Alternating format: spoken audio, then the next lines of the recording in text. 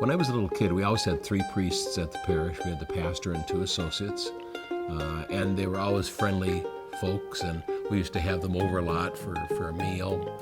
I think I was in probably second grade when I used to think, maybe someday I would like to do that. One of the priests took altar servers out to St. John's Seminary and to Sacred Heart, and it became a little more real for me. And he said to me, hey, you know, they have a high school at the seminary. Would you be interested in that?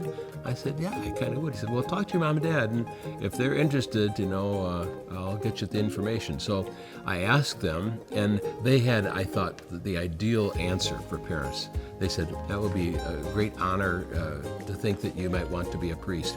And if at some time you find it's not what you want to do, you got a home to come to, so don't worry about that. So there was no pressure, so just support. So I was actually 13 years old when I started at Sacred Heart Seminary High School. And every year they say, well, you going to go back? I said, yeah, I'm going to go back. And years later I realized how adolescent that was. It was me making the decision. I was always going to do this because I wanted to do this. I really wanted to be a priest. Well, over time, the pressure to be perfect is, pretty intense. And so I started to develop symptoms of stomach ulcers. I eventually had to have surgery. And when I came back from the hospital, I was out of school about 2 weeks. I knew I was going to get a call from the rector saying, Don, you're a nice guy, but this sickness is obviously, it's a sign that this isn't what you're cut out for. I knew that was going to happen. So I'd go down to the chapel at night, all by myself, and sit before the Blessed Sacrament. And I remember just crying, saying, there's nothing else I want to do.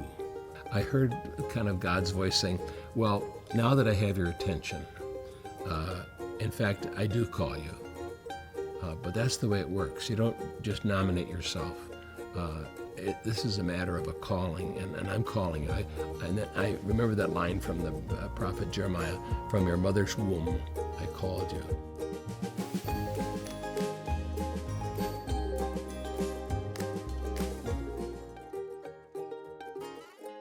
It's funny how just being at people's disposal, being a servant, if you will, you can learn so much, and it's been an adventure. Working with Spanish-speaking, it's why I ended up coming to Most Holy Redeemer. My family and my friends who live outside the city, when they come to visit this neighborhood, they always comment, besides the great restaurants, on how friendly people are. During COVID, I remember when the first Sunday, I think it was Pentecost, we were able to come back to church, and that first, I was at the 10 o'clock Mass, and there were 450 people who came to that Mass. But I was so pleased to think that it was important to that many people to come back to church. I always smile on Sunday at all the kids. There's always lots of kids. So it's something very natural and welcoming. It feels like family, I guess I would say. So, dear brothers, do you resolve by the grace of the Holy Spirit to discharge until death the office entrusted to us by the apostles, which we are about to pass on to you by the laying on of our hands? I do. Do you When I received a phone call from the papal nuncio, one of my friends, I won't mention his name, one of his jokes used to be, he used to call people and pretending he was the papal nuncio, and, putting on an Italian-sounding voice. Anyway, it was the nuncio at that time. Pope Benedict is asking you to walk in the shoes of the fisherman, and I didn't know what to say. I was shocked, and so he broke the silence and said, "Do you accept?" I said, "Well, it's the Holy Father asking." Yes, the answer is yes. He said, good. After that phone call, I went into the chapel in the rectory and just sat there and said, Lord, I'm not expecting this. If this is what you want me to do, help me to do it well. And do it faithfully.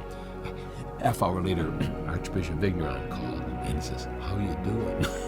And I laughed. So he said, "Can you hold a secret?" I said, "Oh, sure." I said, "It's so unreal, it'll be easy to keep."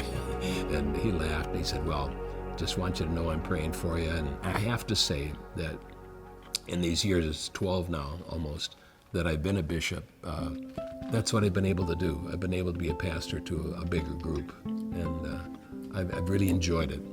Do you know little things like I don't do as many weddings and baptisms, and in fact I seek out when we have communal penance services at the Cristo Rey High School or here at the parish, Advent and Lent. I had to seek out those moments because they weren't part of my schedule anymore. If I were to choose a word to describe my relationship to Jesus, I would say he's my closest brother. I relate as a brother whom I can confide in, who puts me at ease, who always, he surprises me sometimes with his simplicity. It's really quite simple. I love you, and I want you to communicate that to other people, that I love them too.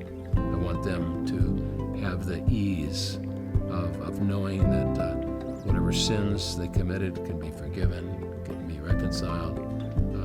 There's always a chance for a new beginning.